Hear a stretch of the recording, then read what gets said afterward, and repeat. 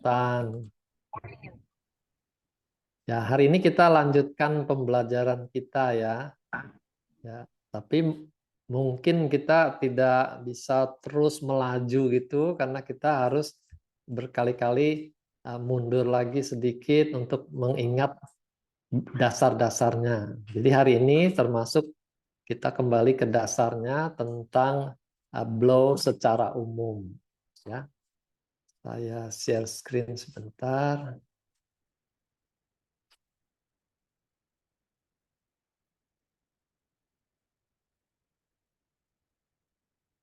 Bisa muncul?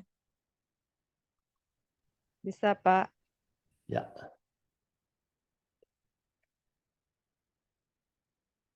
Jadi kasih judul topiknya pentingnya perawatan kesehatan secara umum dengan terahertz. Gitu ya. Nah, kita mulai dengan mengenal apa yang dimaksud dengan sakit lokal dan sakit umum. Tuh, ya. Lalu pentingnya perawatan kesehatan secara umum. Ya. Ini penekanan di perawatan kesehatan. Kalau kita lihat gambar di sebelah ini kita sering sebut sebagai perawatan kesehatan, ya, bagian dari sistem perawatan kesehatan. Tapi kalau kita maknai lebih dalam lagi, ini rumah sakit, klinik pratama, ambulan, rujukan, ini sebenarnya lebih mengurusi orang yang sakit, gitu ya. Jadi ini lebih untuk perawatan penyakit, gitu. Ya, jadi kurang tepat juga kalau kita sebut ini perawatan kesehatan. Kenapa? Karena kalau penyakitnya sudah pergi, dia pulang ke rumah, padahal kesehatannya tuh tidak kunjung ditingkatkan, maka tidak lama dia akan kembali lagi, sakit lagi, masuk rumah sakit lagi gitu. Nah, ini yang disebut penyakit kambuhan, gitu ya. Jadi kita sekarang mesti mulai merubah paradigma kita, membedakan mana perawatan orang sakit, ya, perawatan untuk penyakit, mana perawatan kesehatan, ya. Nah, begitu juga dengan istilah asuransi kesehatan, ya. Jadi asuransi ini kapan dananya keluar? Pada waktu kita sakit, ya. Jadi ini sebenarnya lebih tepat asuransi untuk penyakit, asuransi di opname, di operasi gitu, ada yang biayai gitu ya. Nah, padahal kita maunya kan tetap sehat gitu ya. Nah, buat apa asuransinya keluar tapi orangnya tidak selamat misalnya gitu ya. Jadi kita harus balik lagi paradigma kalau begitu yang dimaksud perawatan kesehatan itu seperti apa gitu ya. Dan kita dengan alat yang kita punya, kita akan soroti metode pemeliharaan kesehatan dengan terahertz yang kita punya. Ya. Jadi ini perawatan kesehatan secara alamiah tapi dengan teknologi modern gitu ya. Nah, ini sakit lokal dan sakit umum kita pelajari dulu ya. Nah, semua gangguan pada kesehatan ya, itu akan menimbulkan reaksi dari tubuh kita tuh berupa peradangan ya. Jadi ada hukum di fisika itu kan ada aksi, ada reaksi gitu ya. Nah, apapun aksinya, entah itu benturan atau infeksi, tertusuk duri misalnya gitu. Itu semua aksi itu akan menimbulkan reaksi yang kita kenal sebagai peradangan ya. Jadi akan terjadi peradangan lokal namanya. Jadi di dalam contoh ini ada infeksi, ada bakteri masuk, lalu dengan segera sistem pertahanan yang ada di lokal itu ya, satpamnya setempat ini langsung bereaksi. Ini sel-sel leukosit, sel makrofag, macam-macam jenis sel tuh segera bereaksi terhadap bakteri yang masuk ini. Lalu mulai terjadi pertempuran. Badan kita tuh bertempur tuh secara fisik ya berupa sel-sel ini, tapi juga ada perang kimia. Ya. Jadi dikeluarkan bahan-bahan kimia untuk mengatasi gangguan yang masuk ke dalam tubuh kita ini. Nah, bahan kimia ini macam-macam fungsinya. Misalnya interleukin 8 ini dia punya fungsi khusus tuh untuk menarik neutrofil sel darah putih berdatangan ke tempat kejadian ini, tempat kejadian perkara ya TKP ini. Dengan adanya interleukin 8, leukosit itu pada datang ke sana gitu ya. Sehingga si bakteri ini dengan segera bisa diisolasi, tidak sempat masuk ke dalam darah menyebar ke seluruh tubuh.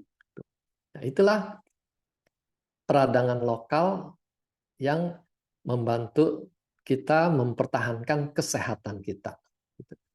Nah, di kanan ini ada ujung-ujung saraf ya, afren dan efren. Afren itu untuk menangkap sinyal. Makanya kalau ada peradangan tuh kita terasa nyeri misalnya. Nah, itu saraf afrennya yang menyampaikan ke otak bahwa di situ ada masalah. Atau kalau kita digigit nyamuk tuh bisa terasa gatal di satu titik tempat gigitan itu. Itu karena adanya saraf ini. Lalu nanti otak akan memerintahkan sistem motorik tuh tangannya menggaruk, garuknya persis di lokasi yang ada masalah itu ya. Nah, itulah sistem saraf bekerja. Nah, kalau satpamnya kita ini lemah atau bakterinya, preman-premannya ini yang ganas ya, dia bisa masuk ke dalam pembuluh darah. Nah, di sini ancamannya menjadi lebih serius karena lewat pembuluh darah bisa menyebar ke seluruh tubuh. Ya. Dan di sini sistem pertahanannya sudah lebih ribet lagi. Ini melibatkan peradangan yang sistemik. Gitu. Ya. Jadi seluruh tubuh tuh akan bereaksi terhadap peradangan itu. Ya. Nah, peradangan ini juga nanti ada efek sampingnya. Jadi setiap peperangan tuh pasti ada efek samping berupa kerusakan jaringan. Nah, badan kita juga punya sistemnya supaya kerusakannya tidak menjadi-jadi. Ada remnya untuk mengatasi peradangan. Ini yang dikenal sebagai anti radang. Ya. Jadi badan kita tuh mampu. Tuhan tuh sudah ciptakan badan kita tuh bisa memulai suatu reaksi radang, tapi juga bisa mengakhiri suatu reaksi radang. Ya. Nah, ini sudah kita kenal tuh sistem radang lokal dan radang sistemik. Lebih lanjut mengenai radang lokal ini. Jadi ini merupakan reaksi atau respon dari tubuh kita terhadap gangguan yang muncul di suatu lokasi. Nah, radang ini bagian dari proses penyembuhan. Ya. Jadi kita jangan menganggapnya itu sebagai suatu yang bikin penderitaan sehingga kita memusuhi peradangan itu. Ya. Padahal kalau tidak ada peradangan, tadi kumannya bisa menyebar kemana-mana, gitu ya. Jadi ini suatu reaksi yang mestinya kita syukuri bahwa tubuh kita bisa bereaksi dengan cepat, dengan hebat, dengan gesit, supaya musuhnya tidak menyebar. Ya, jadi sekali lagi, radang ini jangan dimusuhin. Ya. Jadi jangan cepat-cepat makan obat anti radang gitu. Padahal radang itu memang Tuhan bikin untuk menjaga tubuh kita. Ya. Nah, ini di kedokteran itu dikenal tanda radang utama. Ya, ini istilahnya kalor itu berarti panas. Ya, jadi di daerah yang ada radang itu akan teraba lebih panas. Nah, kalau orang lututnya dia bilang sakit gitu ya, kita bisa bandingkan lutut yang sakit dengan lutut yang sehat, yang tidak sakit itu ada perbedaan nggak panasnya? Kita pegang dengan punggung tangan kita, gitu ya. Kalau dia lebih panas, kita bisa katakan wah ini ada radang ini, gitu ya. Jadi kalor itu tanda peradangan, panas. Lalu dolor itu nyeri. Tempat yang meradang kalau kita tekan, dia akan terasa nyeri. Gitu. Kalau radangnya hebat tuh, bahkan kena sentuhan aja dia sudah kesakitan. Ya. Nah, jadi kalau kita mau bilang radangnya sudah sembuh, itu coba aja dicolok-colok, diketok-ketok, masih ada sakitnya. Kalau dia masih kesakitan, belum sembuh. Ya, itu tanda kedua. Tanda yang ketiga tuh rubor. Rubor itu kemerahan. Jadi kalau satu tempat kelihatan dia lebih merah dari sekelilingnya, ya radangnya ada di situ. Yang keempat ini tumor. Tumor dalam arti pembengkakan ya, bukan tumor kanker ya, tapi ini pembengkakan. Jadi kalau kita lihat kaki, kok yang satu lebih besar dari yang sisi lainnya gitu ya. Nah, itu sudah termasuk kemungkinan suatu tanda peradangan. Apalagi kalau disertai dengan tanda-tanda lainnya ya. Bengkak, merah, nyeri, panas, udah lengkap. Nah, itu tanda radang. Nah, satu lagi fungsiolesa itu artinya daerah yang meradang itu tidak bisa difungsikan dengan normal. Kalau misalnya dia di pergelangan kaki, orangnya tidak bisa berjalan gitu ya. Apalagi suruh berlari gitu. Nah, itu bisa tambah kesakitan dia.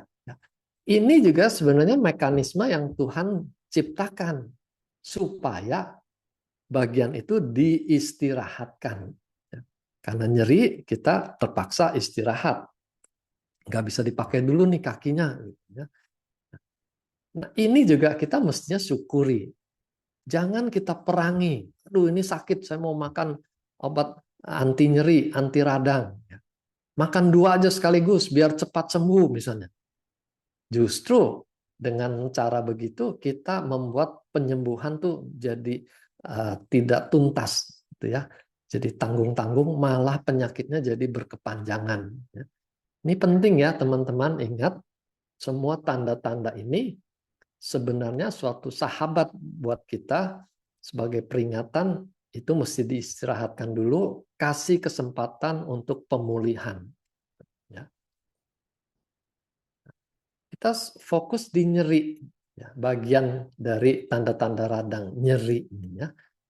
Karena ini juga termasuk yang sering dimusuhi, suruh cepat-cepat pergi. Sakit kepala sedikit, ini nanti saya nggak bisa konsentrasi, nggak selesai tugas saya. Makan obat sakit kepala 2 tablet biar cespleng gitu ya. Nah, ingat, nyeri itu alarm. Alarmnya bunyi, kita mesti cari di mana yang bermasalah dan kenapa. Gitu ya. Ibarat alarm anti maling gitu ya. Kalau alarmnya bunyi, kita mesti pikirkan, wih ada maling masuk gitu.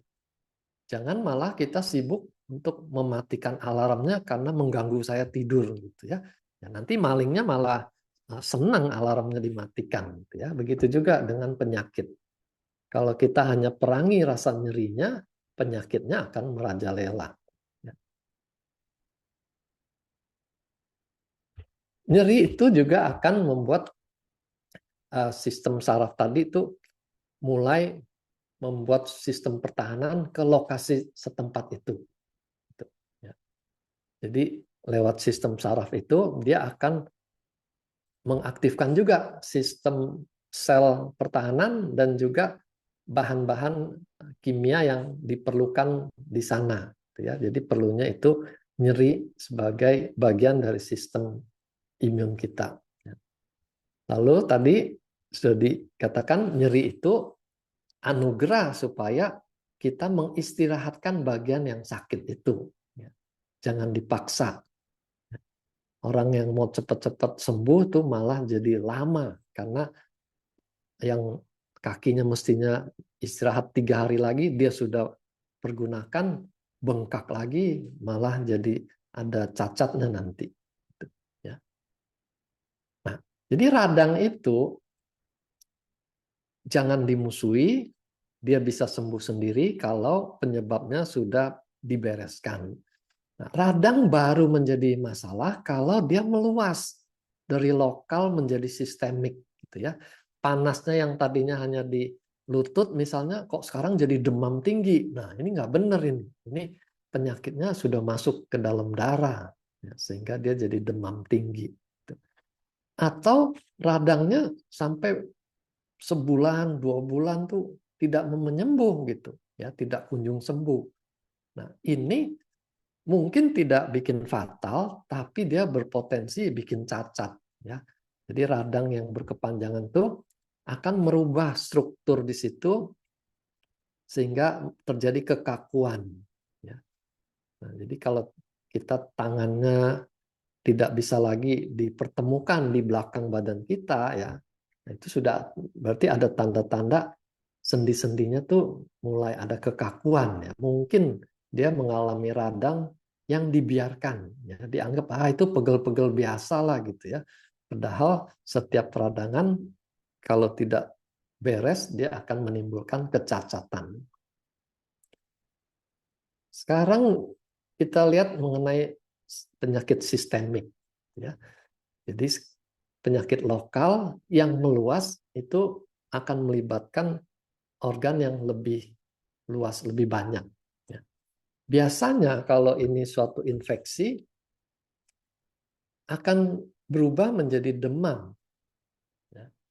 Yang tadinya hanya hangat-hangat, misalnya ada abses, ya, ada nanah di bisul yang besar, terus dipencet-pencet, nanahnya malah masuk ke dalam darah, itu terjadi bakterinya masuk ke darah, dia langsung jadi demam tinggi. Gitu.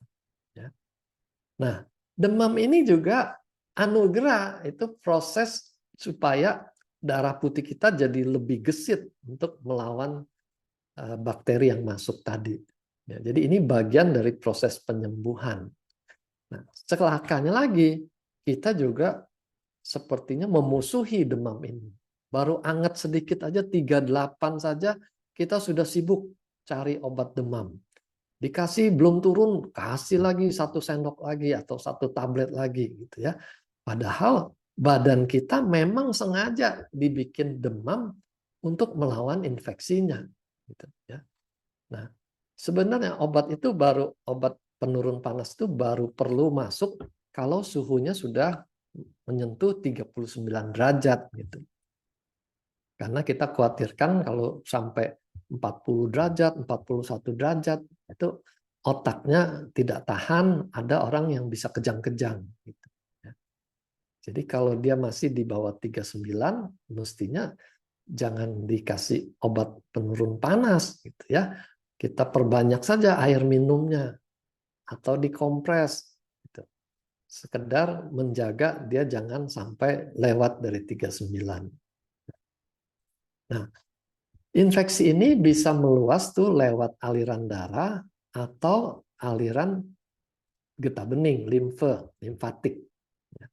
Jadi cairan limfatik itu juga bisa membuat penyebaran dari satu tempat ke tempat lain. Nah, kanker itu seringkali juga menyebar tuh lewat limfatik ini. Nah, kalau dia sudah menyebar, maka terjadilah komplikasi.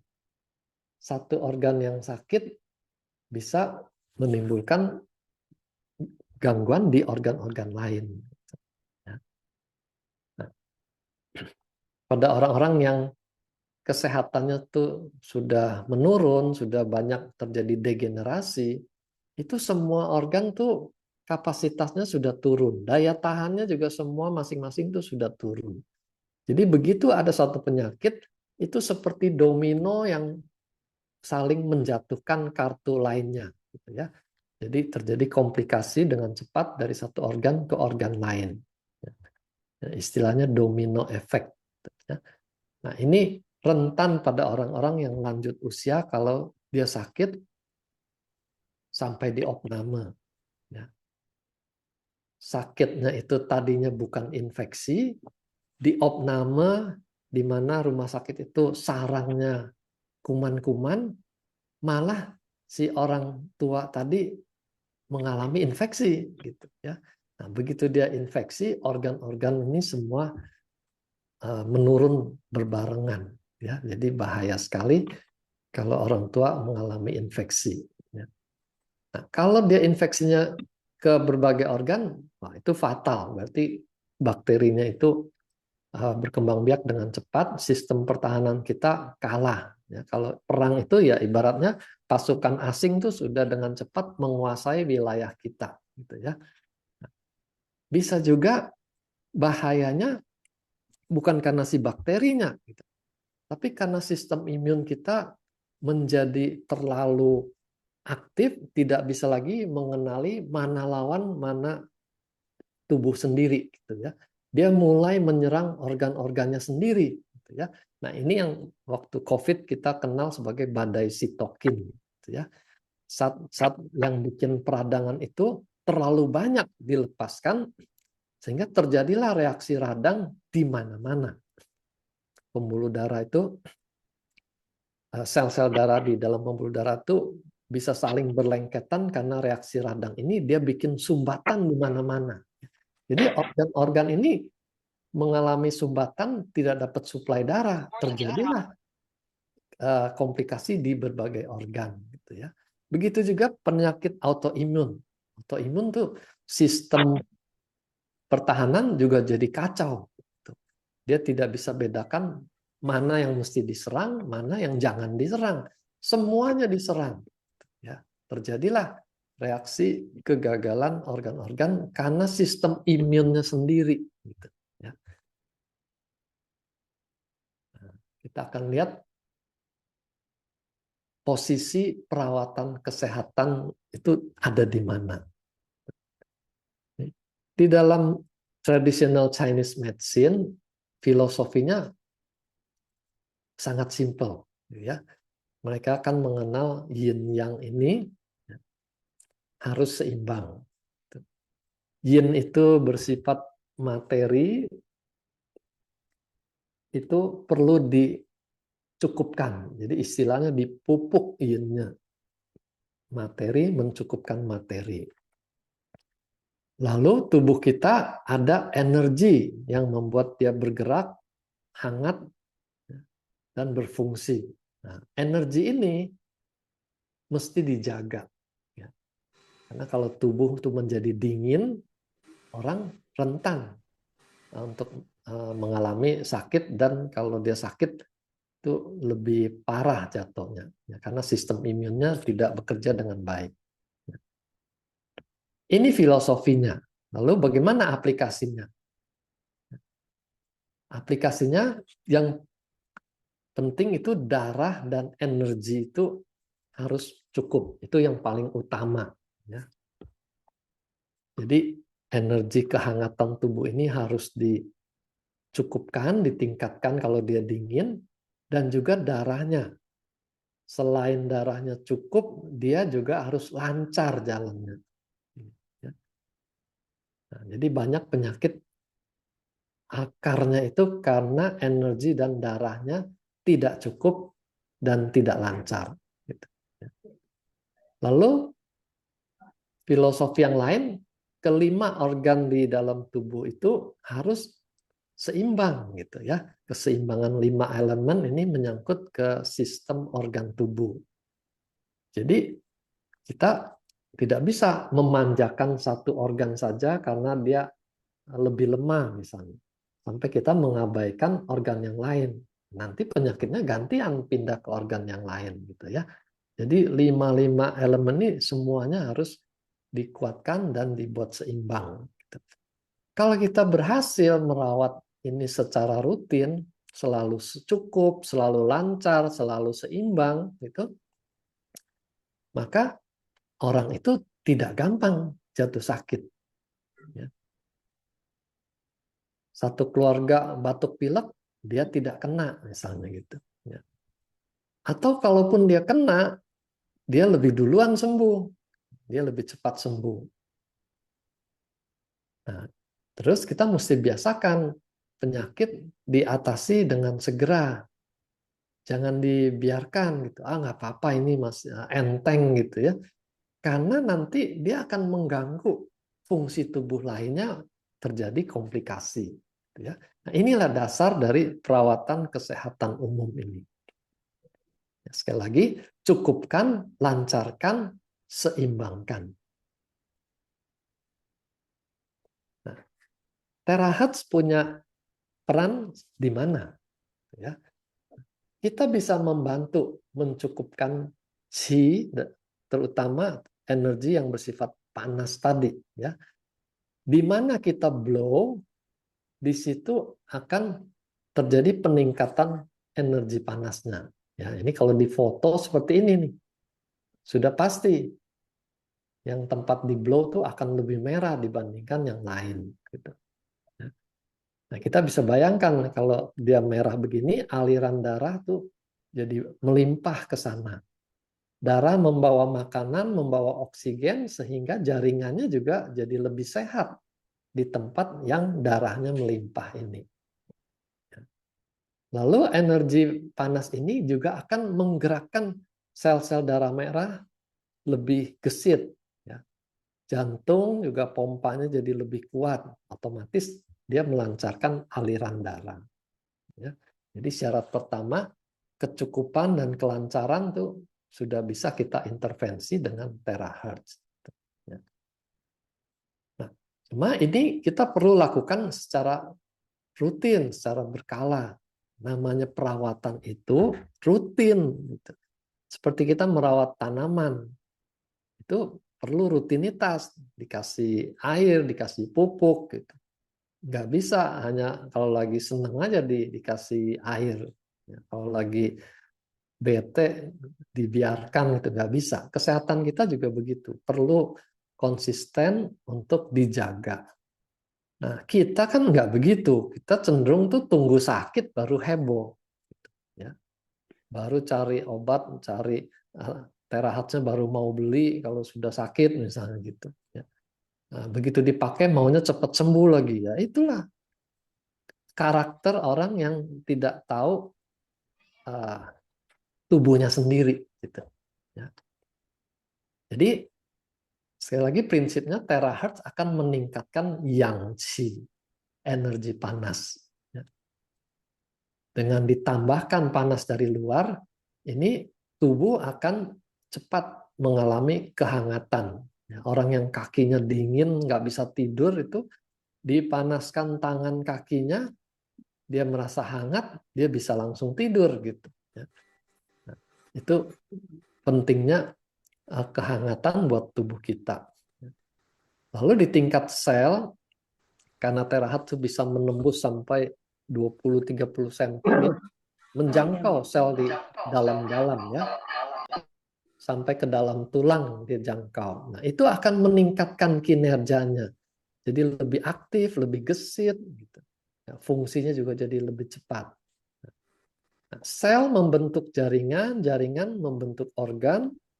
Nanti organ-organ ini menjadi sistem organ mengatur metabolisme di seluruh tubuh kita. Jadi dengan rutin merawat kesehatan dengan terahertz ini, kita membantu seluruh organ kita itu bekerja dengan semestinya. Gitu. Ya. Yang tadinya malas-malesan, dibikin jadi lebih gesit. Ya. Pernah bayangkan nggak organ malas-malesan itu seperti apa? Ya. Mungkin yang paling sering kejadian tuh lambung dan usus. Itu kalau peristaltiknya menurun, itu kita bisa sebut sebagai lambungnya malas atau ususnya jadi malas.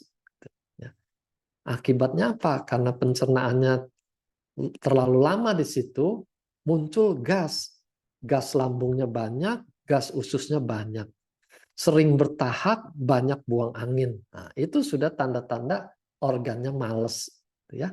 Nah, terahertz bisa membantu supaya organ itu peristaltiknya gerakannya lebih aktif sehingga tidak sempat lagi menimbun gas di dalam saluran lambung dan usus.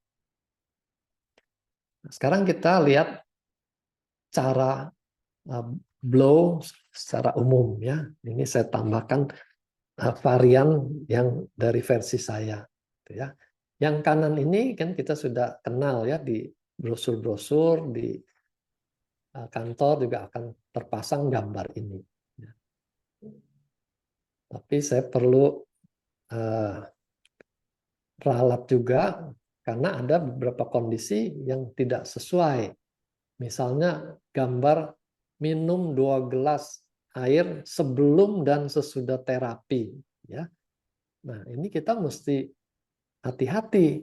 Ternyata tidak semua orang boleh minum sebanyak itu. Ya. Orang yang gagal ginjal, kalau kita paksa dia, ini harus minum 2 gelas sebelum terapi. Lalu selesai terapi kita suruh minum lagi 2 gelas.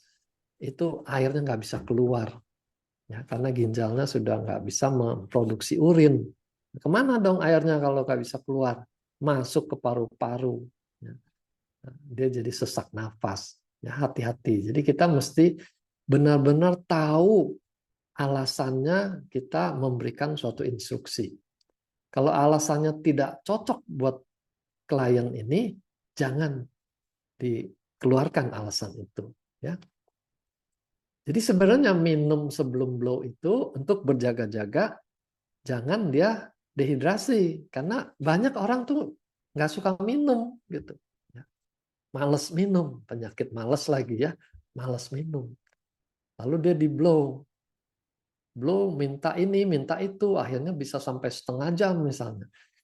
Panas itu mengeringkan. Jadi dia kalau datang dengan kondisi dehidrasi, dipanaskan lagi, dia tambah dehidrasi. Makanya kita minta dia minum untuk mencegah dehidrasi. Tapi kalau dia sudah minum sebelumnya, kan kita tidak wajib paksa dia minum gitu ya. Orang dia tadi sebelum ke sini di mobil baru minum gitu ya. Jadi ini hikmatnya kita. Jangan apa namanya begitu taat dengan aturan sehingga semua orang diperlakukan sama. Ya. Sesudah blow kita anjurkan minum. Itu tujuannya supaya mempercepat mengangkut sampah-sampah yang kita bongkar waktu di blow tadi ya, karena blow itu kan mempercepat metabolisme, termasuk mempercepat pembuangan sampah dari dalam sel gitu. Nah, itu perlu air untuk dibuang ke ginjal, ke liver gitu. Jadi kita beri minum sesudah blow. Jadi sekali lagi perhatikan jatah dia minum dalam sehari itu, khususnya untuk para penderita gagal ginjal. Ya. Nah, itu mengenai minum air. Lalu mengenai titik, ya. Nah, ini saya tambahkan tuh jadi 20 titik. Ya, kalau dihitung di sini mungkin tidak sampai 20, ya. Tapi saya menurut ilmu akupunktur titik tambahan ini penting, saya tambahkan sehingga semua jadi 20. Nah, ini ada yang anjurkan tuh tiap titik 1-2 menit, ya. Nah, itu juga kita mesti berpikir dengan bijaksana. Kalau satu titik 1 menit, 20 titik itu sudah 20 menit. Ya. Nanti area yang sakit malah nggak dapat bagian. Di situ. Karena sudah, sorry, Bu Suci bisa di silent dulu. Oke. Jadi jangan terlalu lama juga di titik-titik umum ini. Karena kita perlu bagi waktu untuk area yang sakit. Area yang sakit saja itu bisa butuh 15 menit. Ya. Nah, jadi kita kira-kira saja tiap titik dihitung 1-10 gitu. Nah, untuk sekedar mengaktifkan titik itu. Teman-teman tolong di-mute dulu semuanya ya.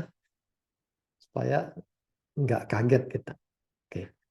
Nah, setelah 20 titik itu, kita tingkatkan ke meridian. Karena energi itu bergerak di meridian.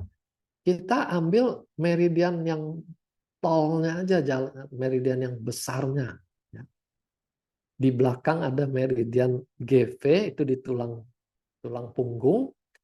Di depan ada meridian CV, itu yang melewati tulang dada dan pusar di garis depan. Itu adalah meridian yang disebut meridian istimewa, Kita bayangkan tuh seperti jalan tolnya untuk pergerakan energi. Nah, di belakang, di kiri kanan dari tulang belakang itu, kalau kita lihat petanya, itu ada meridian kantong kemih. Ya. Nah, dia sangat dekat peranannya dengan meridian GV tadi. Jadi itu seperti ajudannya gitu ya, kiri kanannya tuh mereka sama-sama mengantarkan energi ke dalam ke otak juga, ya, ke atas ke kepala itu. Sehingga biasanya kita blow sekalian GV dan BL kiri, BL kanan. Ya. Itu sudah sangat membantu melancarkan gerakan energi di meridian besar. Gitu, ya. Nah, sesudah itu kita blow juga seluruh organ yang ada di tubuh kita. Ya. Karena tubuh ini berfungsi lewat sistem organ. Jadi organ-organ itu perlu dikuatkan, diaktifasi sehingga semuanya bekerja dengan optimal. Ya. Nah, ini deretan organ-organ yang umum kita kenal. Di dada tuh ada paru, ada jantung, lalu di perut tuh ada perut atas ya, ada liver, pankreas, limpa, lambung. Lalu di perut tengah itu ada usus, di perut bawah itu ada organ-organ genitalia ya, rahim, indung telur, prostat itu semua di perut bawah di dalam tulang pelvis itu. Ya. Nah, ginjal itu lebih dekat ke belakang. Jadi waktu kita blow bagian belakang, GV dan BL tadi, kita agak lama juga di daerah ginjal itu supaya ginjalnya sempat mendapat terahertz lebih banyak. Nah, inilah ke-20 titik umum. Telapak tangan kiri kanan itu jadi ada 2 titik. Jadi kita hitung 10 hitungan gitu ya. Boleh lebih kalau kita raba tangannya dingin misalnya. Ya. Tangan dingin berarti dia butuh lebih banyak energi terahertz kita. Yang sih dia butuh lebih banyak untuk lebih hangat. Gitu ya. Jadi kita boleh lebih dari 10 hitungan. Mau 1 menit juga silakan aja kalau memang dibutuhkan. Ya. Nah, ini tambahan dilipat siku. Kalau digambar mungkin nggak ada. Tapi saya melihat lipatan-lipatan itu semua penting untuk di blow. Nah, kalau lipatan pergelangan tangan itu sekalian kita blow waktu kita memblow telapak tangan ini. Ya. Kita nyerempetkan ke pergelangan tangan. Setelah lipat siku, naik lagi ke atas tuh dilipat ketiak. Lalu naik lagi ke leher. Dan dari leher kita ke puncak kepala, lalu ke belakang leher, yang tulang yang paling menonjol di belakang leher itu. Ya, itu ada titik GV14 penting sebagai pertemuan 6 meridian yang. Jadi kalau kita panaskan ini GV14, meridian yang lain tuh akan kebagian energi ini. Turun lagi sampai ke lengkung pinggang. Nah, ini juga titik penting, kenal sebagai api ginjal ya, dia akan menghangatkan kedua ginjal. Turun lagi ke lipat lutut, lalu telapak kaki. Nah, dari telapak kaki kita naik di depan tuh masuk ke lipat paha. Oke, lalu saya tambahkan lagi 3 titik di perut.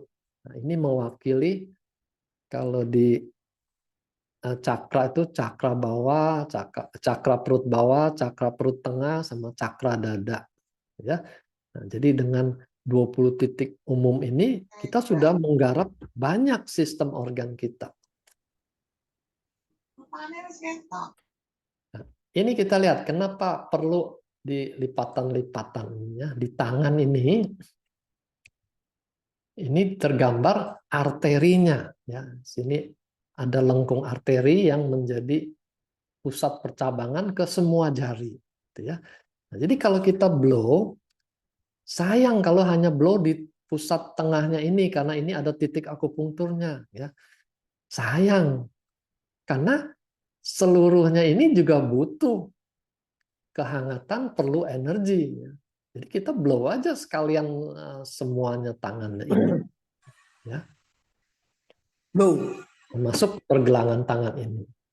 Nah, begitu juga lipat siku ini. Semua lipatan ini ya, di bawahnya ada arteri, vena, dan saraf. Jadi ini juga ada di tangan ini tidak tergambar. Tapi kalau yang utuh seperti gambar di sebelahnya ini, kuning itu saraf, kalau dia biru itu vena. Ya. Lalu biasanya kelenjar getah bening juga lewat dekat-dekat situ, ya, satu berkas gitu. Ya. Jadi dengan memblow lipatan, kita sekaligus mengaktifkan aliran di arteri, di vena, sarafnya juga diaktifkan, aliran limfatiknya juga diaktifkan. Ya, jadi lebih lancar. Ya. Nah, ini yang dilipat siku ini. Nah, kita naik ke ketiak di sini, lalu leher di sini kita lihat ya. Di leher ini cabang arteri yang mengurus seluruh kepala kita. Jadi kalau kita panaskan di area leher, darah ke kepala ini sudah jadi lebih lancar juga. Ya. Kita tidak perlu memblow seluruh kepala supaya aliran darahnya banyak gitu. Kita cukup di leher, dia sudah membantu derasnya aliran ke kepala. Lalu dilipat lutut belakang juga sama ya. Ini arterinya, cabang-cabangnya banyak. Lalu ada vena, ada saraf, ada limfatik juga sama seperti di lipatan yang lain. Nah, ini contoh lipat paha ini ya. Jadi dengan menghangatkan area ini, kita membantu kelenjar getah bening ini banyak tersusun di sini, pos-pos kelenjar getah bening. Ya. Kalau ada infeksi ini akan membesar kelenjar getah beningnya.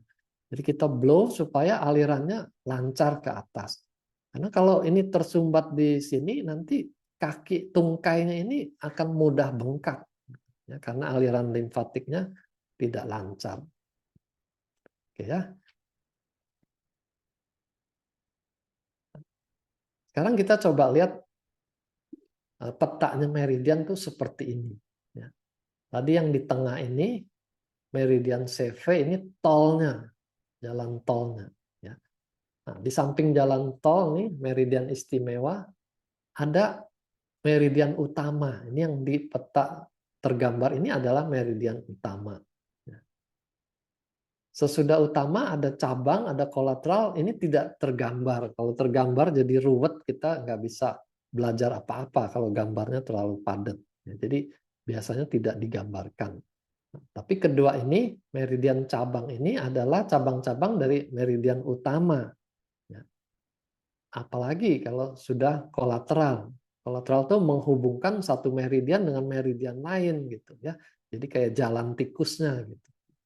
Nah, jadi kita bisa bayangkan jalannya energi itu cukup kompleks gitu ya. Masih ditambah lagi ada meridian yang khusus memberi makan ke otot, memberi makan ke kulit. Ya. Nah, jadi di sini kalau kita blow, kita melancarkan jalannya energi ke seluruh tubuh ini. Gitu. Ini nanti berkaitan dengan arahnya. Kalau kita lihat gambar ini garisnya ini semua lurus-lurus saja gitu. Ya. Tapi kalau sudah cabang dan kolateral, dia bisa bersifat horizontal, melengkung, bisa masuk lagi kembali lagi ke dalam gitu ya. Jadi kita kalau lihat ini bukan suatu hukum besi gitu. Kita harus memblow mengikuti garis meridian. Ya, karena seluruh tempat yang tidak ada gambarnya ini pun sebenarnya ada meridiannya. Ya. Nah, kalau mengikuti hukum akupunktur, blow di meridian, ini rumit. Karena nanti ada meridian yang energinya itu jalannya ke bawah. Ada meridian yang energinya jalannya ke atas gitu ya. Kalau kita harus ikuti itu, kita bisa pusing sendiri, ini kemana gitu ya. Belum lagi tadi yang bercabang-cabang. Kalau cabang-cabang ngalirnya kemana kita udah nggak tahu lagi gitu ya. Jadi sebenarnya arah blow ini tidak bersifat fatal gitu. Wah, nggak boleh, salah, itu fatal, nggak begitu gitu ya. Karena chi itu pada dasarnya tubuh kita itu akan bergerak ke berbagai arah. Nah, kalau keluar pedoman umum blow semua ke arah bawah, itu dalam TCM itu menghindari chi menumpuk di kepala gitu. Jadi kalau kita blow-nya ke kepala, nanti energinya terlalu banyak di atas. Apalagi energi panas itu memang kodratnya itu akan naik ke atas gitu ya. Nah, jadi kita bisa ketemu orang yang mukanya merah, sakit kepala. Nah, itu kalau dalam TCM tuh energinya ngumpul di kepala gitu ya. Terjadi ekses yang di kepala. Nah, mukanya merah, matanya merah, ya dia lihat lidahnya juga merah dan dia gampang sakit kepala. Kondisi seperti ini banyak ditemukan pada orang-orang yang hipertensi. Apalagi nanti dikaitkan dengan emosi marah. Orang yang pemarah itu kan mukanya juga merah, bahkan matanya juga merah gitu ya. Dan biasanya orang pemarah itu tensinya memang naik gitu ya. Jadi ini gejala yang membuat orang tuh berjaga-jaga jangan sampai kelebihan energi yang di kepala. Ya.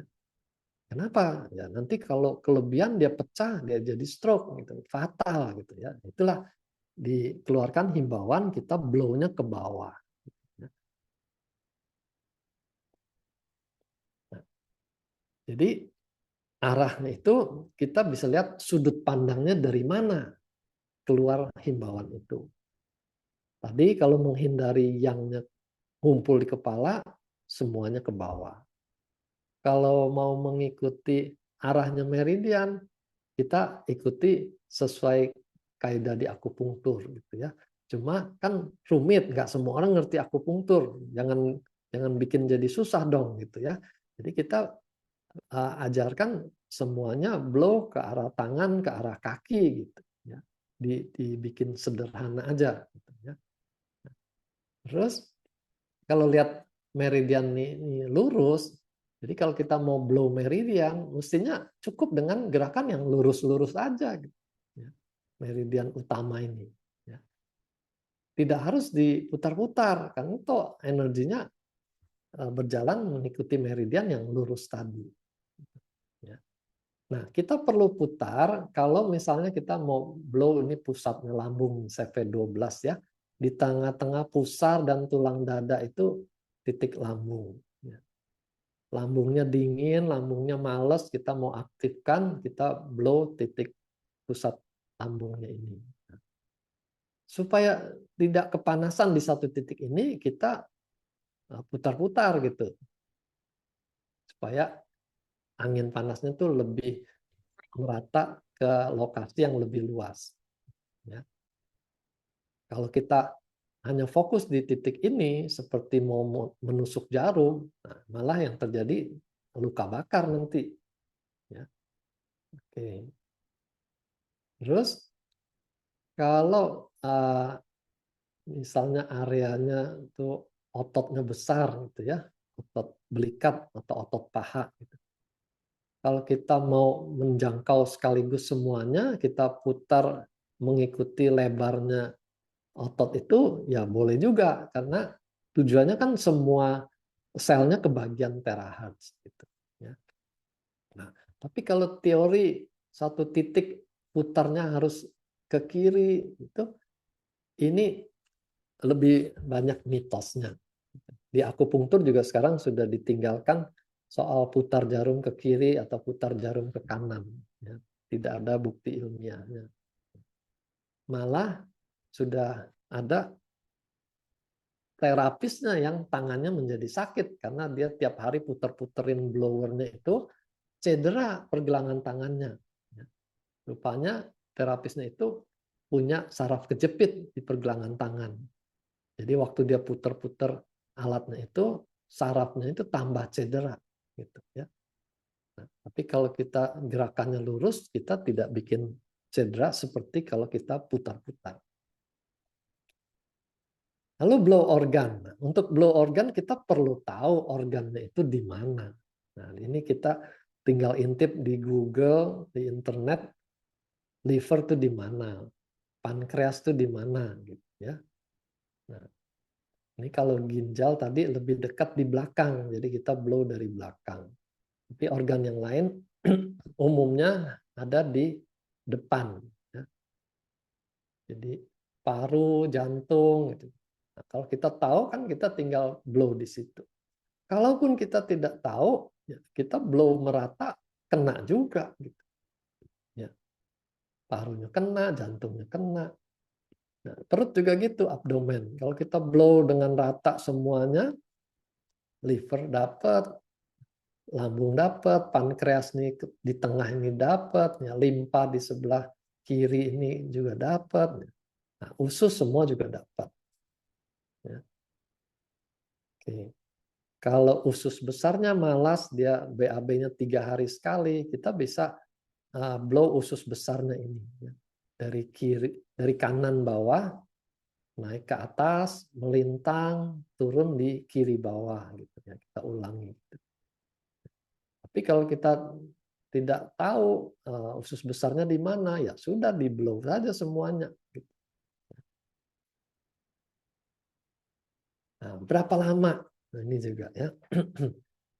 Kalau mau jawaban yang pasti itu tidak ada, ya, karena nggak ada yang meneliti secara khusus tuh berapa menit dia berefek, berapa menit kelamaan gitu, nggak ada. Jadi ini diambil dari textbook dikaitkan dengan ilmu moksibusi namanya. Kalau di akupunktur ada moksa yang dipanaskan begini. Ya. Dinyalakan api di situ, nanti panasnya merembes di bawahnya masuk ke dalam. Ya. Atau moksa yang berupa kerucut ini, batang ya, berupa batang, yang ini kerucut, yang berupa batang ini didekat-dekatkan gitu, seperti gerakan mematuk gitu ya. Nah, di textbook itu dikatakan umumnya 10 sampai 15 menit. Ya. Jadi kalau kita mau ambil patokan ya kita nyontek di sini 10 sampai 15 menit. Dan kalau kita pikir lagi, terahertz lebih kuat panasnya dan juga tembusnya. Berarti kita sebenarnya nggak perlu sampai 10-15 menit gitu ya. Tapi ini kan balik ke asumsi. Kita juga sama-sama tidak meneliti. Jadilah kita perkirakan saja. Kalau penyakitnya baru, orangnya masih cukup kuat, sehat, energinya banyak, nggak perlu lama-lama. Tapi kalau penyakitnya udah lama, orangnya dingin, orangnya lemah, kita bisa lebih lama, gitu ya. Jadi relatif waktunya. Nah, yang paling gampang kita pegang tubuhnya dingin atau hangat. Kalau dia dingin, dia masuk sindrom dingin, kita blow lebih lama, gitu. Karena dia sepertinya minus gitu ya. Kalorinya minus, kita lebih lama panaskan. Tapi dia kalau lagi kondisi sedang panas, area yang lututnya misalnya tuh dipegang panas, meradang, jangan lama-lama karena dia sudah kepanasan di situ. Jadi sinilah sifat relatif tadi. Jadi jangan tanya lagi, jadi berapa menit? Saya susah jawabnya. Kan kalian yang periksa, kenapa tanyanya ke saya gitu? Orangnya dingin atau tidak kan tangan situ yang periksa. Ya. Jadi disesuaikan sesuai kebutuhan. Lalu ada dalam textbook itu area yang dipanaskan lebih dulu daripada yin. Karena nanti dari yang itu akan menyebar sampai juga ke yin itu. Ya. Jadi kalaupun kita waktunya nggak cukup, kita prioritaskan area yang dulu. Itu yang di punggung. ya. Lalu bagian atas lebih dulu dari bagian bawah. Ini teori yang ada di textbooknya akupunktur. Jadi kita blow tuh dari atas turun ke bawah. Atas tuh kepala dan badan. Baru nanti ekstremitas. Kalau waktunya nggak cukup, saya sering sarankan kita bagi 2 sesi. Jadi kalau pagi hari blow urusan kepala dan badan. Nanti malam hari kita blow khusus untuk ekstremitasnya. 15 menit dibagi ke 4 anggota gerak itu. Gitu. Jadi dalam sehari seluruh badan kebagian. Ya. Nah, ini moksa tuh juga mengalami evolusi. Ya.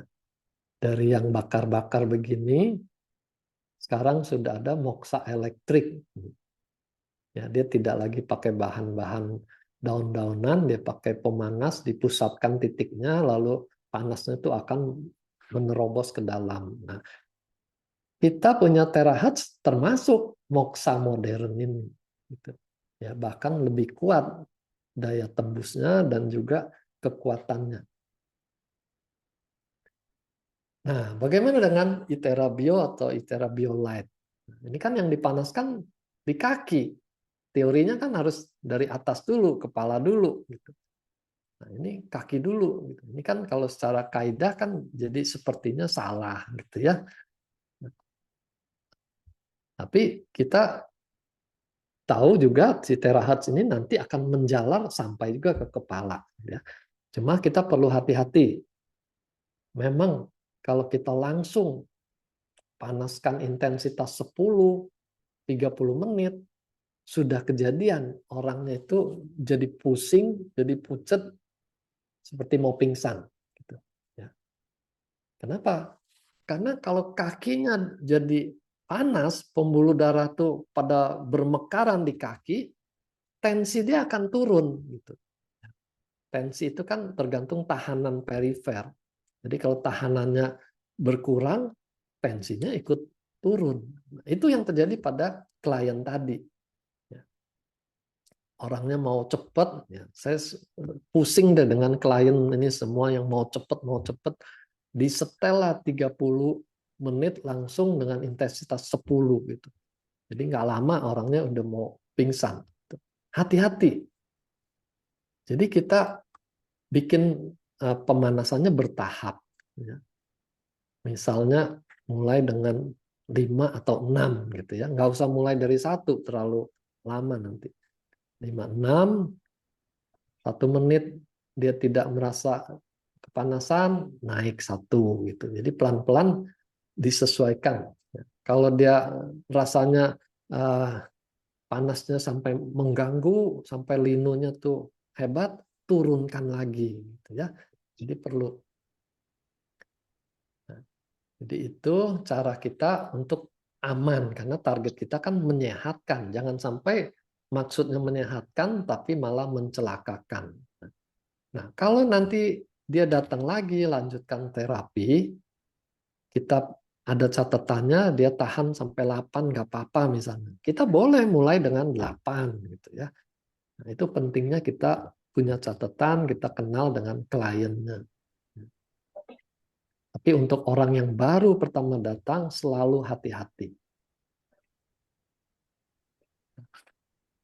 Kalau kita pakai Itera Bio atau Itera Bio Light, itu reaksi tubuh berbeda dengan kalau kita pakai blower. Pada blower kita hanya bisa merasakan hangat.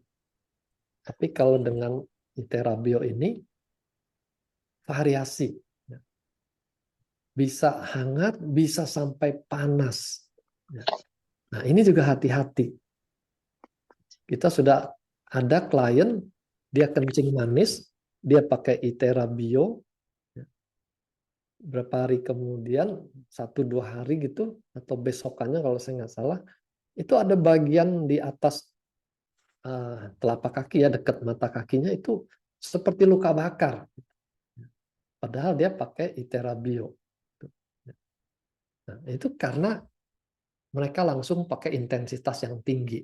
Padahal pasiennya itu diabetes. orang diabetes tuh sering kurang peka lagi merasakan panas. Gitu. Jadi mungkin jaringan itu sebenarnya sudah kepanasan, tapi karena sarafnya sudah rusak, dia nggak merasa panas. Terjadilah luka bakar. Ya. Sebelum ada Iterabio, luka bakar dengan blower sudah cukup sering terjadi. Gitu, ya. Sama penyakitnya, si terapisnya tuh mau cepet, dia pakai intensitas 3 gitu. Padahal orangnya kencing manis, baal, luka bakar. Ya. Nah, sekarang ada laporan Iterabio juga bisa bikin luka bakar. Jadi kita harus hati-hati. Kalau panas sampai dia rasanya kepanasan, kurangi. Ya. Gak perlu kita paksakan harus sampai berkeringat. Kan masih ada hari esok, masih ada lusa. Gitu ya. Sabar aja, naikkan pelan-pelan sampai suatu waktu dia tidak lagi panas, tidak lagi linu, dia berkeringat. Ya. Di rasa panas ini karena ada proses peradangan. Kalau panasnya tidak naik-naik di situ terus, itu lebih fix lagi, lebih konfirmasi lagi. Di situ ada proses peradangan atau ada luka lama. Selain panas, bisa muncul rasa berat. Ini tanda C-nya tidak lancar dan umumnya karena ada faktor kelembapan. Ada edema, mungkin edemanya ringan, jadi belum sampai kelihatan dipencet tuh tidak kembali gitu ya. Tapi itu sudah tanda-tanda ada kelembapan. Nah, kita tahu Iterabio ini bisa menghilangkan kelembapan. Tandanya apa? Kalau sudah tidak ada lagi rasa berat tadi.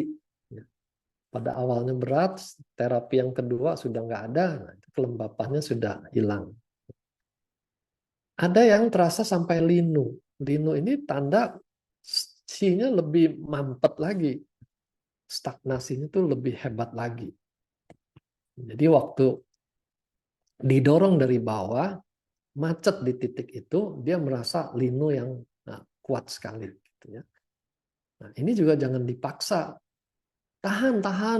Orang sengsara itu keluar hormon-hormon stresnya, ya adrenalinnya semua keluar. Nah, kalau dia ada darah tinggi, tensinya naik gitu. Ya. Jadi jangan bikin orang menderita lah. Kita targetnya mau menyehatkan kok. Turunkan saja intensitasnya semampunya dia tahan. Nanti suruh balik lagi supaya makin lancar. Ya. Ada juga yang merasa seperti ada semut jalan-jalan di kulitnya atau di bawah kulitnya. Gitu ya. Jadi itu kemungkinan ada hubungan dengan saraf perifernya yang mulai rusak. Biasanya karena kencing manis juga. Ya. Kencing manis, kurang vitamin B, minum alkohol, itu bisa merusak saraf tepi ini. Ya. Jadi dengan Iterabio bisa terasa itu sarafnya ini kena nih. Gitu. Nah, kalau semua sudah lolos, di bawah sudah nggak ada masalah, energinya akan naik ke atas, dia mulai berasa badannya gerah gitu. Makin lama dia bertahan di situ, mulai berkeringat. Ya. Nah, di sini jangan lupa ya, keringat suruh minum supaya tidak dehidrasi, dan tadi juga supaya sampah-sampahnya lebih cepat terbuang. Nah, karena Iterabio ini efeknya ke seluruh tubuh, dia lebih cocok untuk penyakit-penyakit yang memang sifatnya sudah sistemik. Nah, seperti orang darah tinggi. Ya, orang darah tinggi itu kan pembuluh darahnya tuh di mana-mana sudah menyempit. Gitu, ya. Jadi dengan Iterabio itu dia bisa lebarkan seluruh pembuluh darah itu. Kalau kita dengan blower kan, waktu kita blow kanan, yang kiri tidak ikut melebar. Kita pindahkan blow yang ke kiri, yang kanan sudah turun lagi gitu ya. Tapi dengan Iterabio dia lebih merata.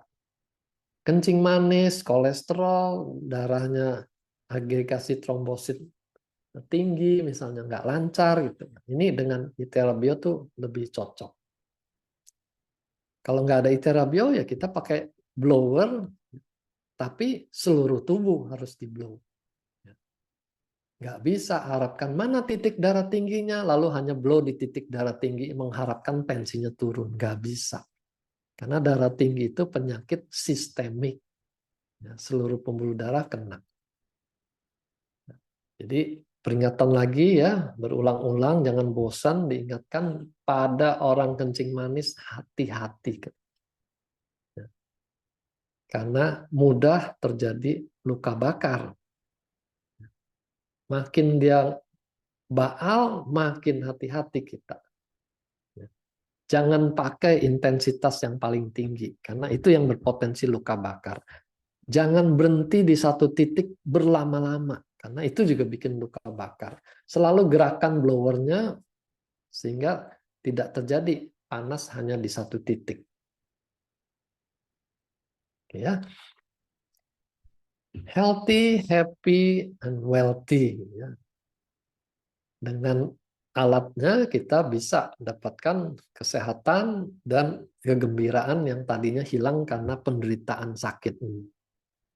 Nah, kalau dia aktif membangun jaringannya, kita bisa harapkan datang juga kesejahteraan finansialnya ini. Ya. Jadi jangan lupa healthy itu harus gaya hidupnya juga diperbaiki. Jangan hanya mengandalkan blower atau mengandalkan Iterabio. Gitu ya. Wah, saya udah beli mahal-mahal, rasanya nggak banyak perubahan. Misalnya. Nah, gaya hidupnya masih sama, hanya duduk di depan TV, main gadget, TikTokan misalnya. Bagaimana mau ada perubahan? Ya, jadi dengan perbaikan gaya hidup dibantu perawatan rutin dengan terahat, kita bisa harapkan tubuhnya sehat dan juga jiwanya, pikiran, perasaannya semua tuh sehat. Ya, nah, dari situ tidak jauh untuk menjadi orang-orang yang bergembira. Ya,